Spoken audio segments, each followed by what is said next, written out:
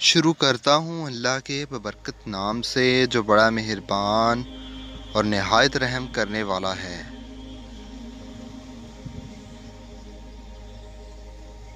خلیفہ عبد الملک بن مروان کے عہد خلافت کا ایک قصہ بیان کرتے ہیں۔ خلیفہ عبد الملک بن مروان کی حکومت میں حجاج بن یوسف کو عراق کا گورنر مقرر کیا۔ حجاج بن یوسف محمد بن قاسم کے چچا اور سسر تھے۔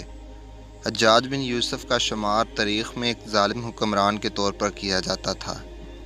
حجاج بن یوسف نے حضرت عبداللہ بن زبیر رضی اللہ تعالیٰ عنہ کو بڑی بے دردی سے شہید کر کے ان کے جسم کو 3 دن تک سولی پر لٹکائے رکھا۔ حجاج بن یوسف نے خانہ کعبہ پر حملہ کر کے خانہ کعبہ کی عمارت کو سخت نقصان پہنچایا۔ حجاج بن یوسف ہر وقت صحابہ کرام کی بے حرمتی کرتا تھا۔ حجاج بن یوسف ہر وقت معصوم لوگوں کو قید کر کے اس پر سخت ظلم کیا کرتا تھا۔ حجاج بن یوسف کی جب موت ہوئی تو اس کی قید میں 1,00,000 آدمی 20,000 خواتین شامل تھیں۔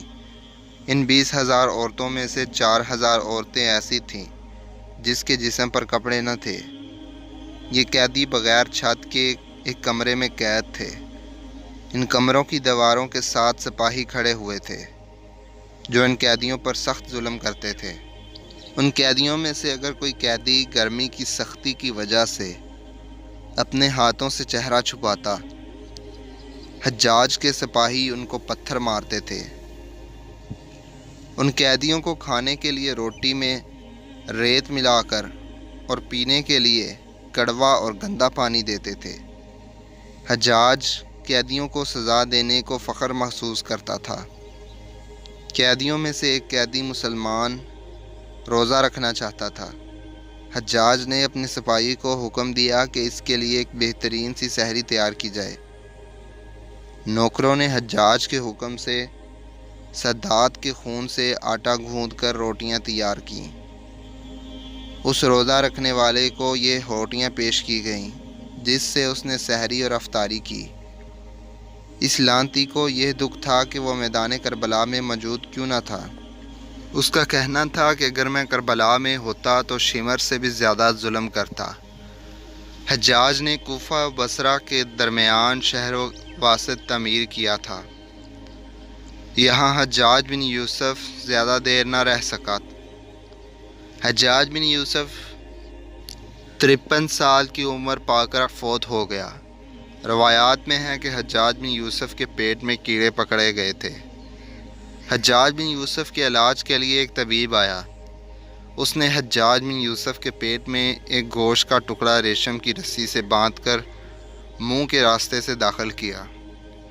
جب منہ کے ذریعے ریشم کی رسی کو باہر نکالا گیا تو اس رسی کے ساتھ بے شمار کیڑے چمٹے ہوئے تھے۔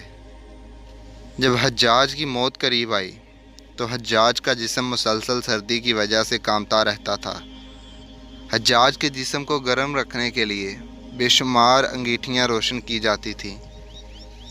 اتنی گرمائش کے باوجود بھی حجاج کا جسم گرم نہ ہوتا تھا، وہ مسلسل کانپتا رہتا۔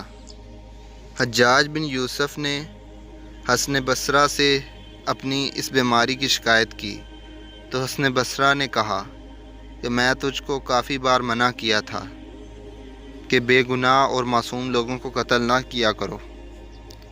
تو ہر وقت مسلمان اور بے گناہ لوگوں پر ظلم کرتا تھا، یہ سب تجھے اس ظلم کرنے کی سزا مل رہی ہے۔ حجاج بن یوسف نے کہا کہ میں اللہ تعالیٰ سے یہ دعا نہیں کرتا کہ وہ مجھے جنت عطا کرے، بلکہ میں تو صرف اللہ تعالیٰ سے یہ دعا کرتا ہوں اس دنیا میں میری شکایت آسان کر دے تاکہ میری روح قبض ہو جائے۔ حجاج بن یوسف کو پتہ چل گیا تھا کہ وہ اب زندہ نہیں رہے گا۔ وہ مسلسل روتا رہتا تھا۔ ایک وزیر نے حجاج بن یوسف سے دریافت کیا کہ آپ کیوں روتے ہو؟ حجاج نے کہا میں نے اولاد پیغمبر پر بے شمار ظلم کیے ہیں۔ وزیر نے کہا آقا آپ نے تو سب کچھ دلیل اور برہان کے ساتھ کیا ہے، یہ کسی طرح بھی ظلم کے زمرے میں نہیں آتا۔ حجاج نے اس وزیر کو کہا کہ قیامت کے دن اگر تم میرا وزیر ہو تو یہ دلیل اس وقت بھی ہمارے بڑے کام آئے گی۔ حجاج نے کہا کہ میری موت قریب ہے، اللہ تعالیٰ نے چاہا تو آخرت میں بھی تیری اور میری جوڑی قائم رکھے گا۔ تاریخی کتابوں میں ہے کہ حجاج کا ایک دکھ بھرا واقعہ بھی لکھا ملتا ہے، جس پر خود حجاج کو بہت افسوس تھا۔ واقعہ کچھ اس طرح سے ہے کہ ایک بہت ہی غریب گھر کی ایک لڑکی تھی، جس کو اللہ تعالیٰ نے بے شمار حسن و جمال دے رکھا تھا۔ اس لڑکی کا نام ہندا تھا، جس کے حسن و جمال کے چرچے ہر طرف تھے۔ جب اس کی خوبصورتی کا عالم حجاج کو ہوا تو حجاج اپنے سپاہیوں کی مدد سے اس لڑکی تک پہنچ گیا۔ حجاج نے جب اس لڑکی کو دیکھا تو دیکھتا ہی رہ گیا۔ اس لڑکی کے حسن و جمال نے حجاج کے ہوش اڑا دیے تھے۔ حجاج اس لڑکی کا عاشق ہو گیا تھا۔ حجاج کو ہر طرف لڑکی ہندا ہی نظر آتی تھی۔ حجاج نے ہندا کو حاصل کرنے کی بڑی کوشش کی۔ آخرکار وہ ہندا کو حاصل کرنے میں کامیاب ہو گیا۔ حجاج کا نکاح ہندا سے ہوا تو 2 لاکھ درہم حق مہر مقرر کیا گیا۔ شادی کے شروع میں حجاج ہندا کی ہر بات کو پورا کرتا تھا، ہندا کی ہر بات کو ماننے کے لیے تیار رکھتا تھا۔ حجاج ہندا پر اپنی جان نچھاور کرنے کے لیے تیار ہو جاتا تھا۔ ہندا ایک غریب گھر کی لڑکی تھی، یہاں اس کو ہر طرح کی سہولت میسر تھی۔ دن گزرنے کے ساتھ ساتھ حجاج بن یوسف کا رویہ ہندا کے ساتھ سخت ہوتا گیا۔ حجاج نے ہندا کے ساتھ بھی وہی سلوک کرنا شروع کر دیا تھا جیسے وہ اپنی رعایا کے ساتھ کرتا تھا۔ ہندا بھی حجاج سے کافی تنگ آ گئی تھی۔ وہ ہر وقت حجاج کے رویے سے پریشان رہتی تھی۔ حجاج ہندا کو پریشان دیکھ کر اس پر تشدد زیادہ کیا کرتا تھا۔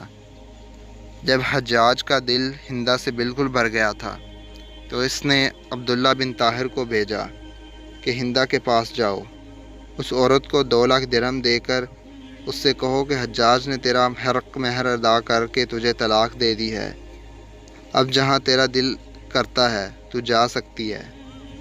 ہندا بھی حجاج کے ظلم سے کافی تنگ آ چکی تھی۔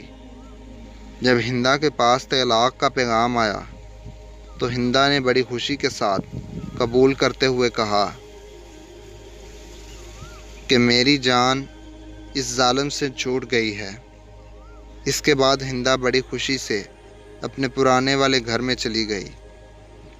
اس طلاق کو ابھی کچھ وقت ہی گزرا تھا کہ عبد المالک بن مروان نے ہندا کو یہ پیغام بھیجا کہ میں تجھ کو اپنی ملکہ بنانا چاہتا ہوں۔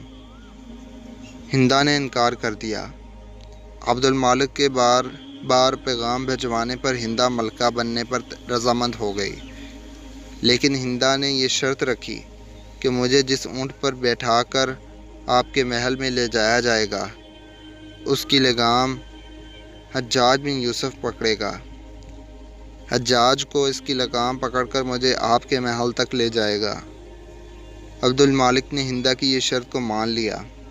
عبد المالک نے حجاج بن یوسف کو یہ خط لکھا کہ میری فلاں دن فلاں عورت سے شادی ہے جس نے یہ شرط رکھی ہے، میں نے اس کی شرط کو قبول کر لیا ہے۔ حجاج یہ خط پڑھ کر حیران ہو گیا، لیکن وہ خلیفہ عبد الملک کو انکار بھی نہیں کر سکتا تھا۔ حجاج بن یوسف خلیفہ کے محل سے اونٹ کی لگام پکڑ کر ہندا کے محل تک آیا۔ جب حجاج بن یوسف آیا تو ہندا کافی سہیلیاں بیٹھی ہوئی تھی۔ انہوں نے حجاج بن یوسف کو طرح طرح کے مذاق کر کے اس کو کافی شرمندہ کیا تھا۔ سار بانو بن کر ہندا کو خلیفہ کے محل پر لے جا رہا تھا کہ ہندا نے اپنے سونے کا ایک سکہ زمین پر پھینک دیا۔ ہندا نے حکم دیا کہ ساربان، ہمارا چاندی کا سکہ نیچے گر گیا ہے، اس کو ذرا اٹھا کر پکڑنا۔ حجاج بن یوسف اس کو انکار بھی نہیں کر سکتا تھا۔ حجاج نے اونٹ کو روکا اور سکے کو اٹھایا تو سکہ چاندی کا نہیں بلکہ سونے کا تھا۔ حجاج نے کہا، ملکہ یہ چاندی کا نہیں بلکہ یہ تو سونے کا سکہ ہے۔ ہندا نے بھی اس کے ہاتھ سے سکہ لیتے ہوئے اپنی سہیلیوں سے کہا کہ میری قسمت دیکھو، میرے ہاتھ سے چاندی کا سکہ گرا ہے، لیکن بعد میں وہی سکہ سونے کا بن گیا۔ یہ بات سن کر حجاج بہت زیادہ دکھی ہوا۔ خلیفہ کے سامنے حجاج کوئی بات بھی نہیں کر سکتا تھا۔ یہ بات حجاج کو ساری زندگی دکھ پہنچاتی رہی۔ اللہ تعالیٰ سے دعا ہے کہ اللہ تعالیٰ ہم کو دوسروں کے ساتھ حسن سلوک کرنے کی توفیق عطا فرمائے۔ آمین ثم آمین۔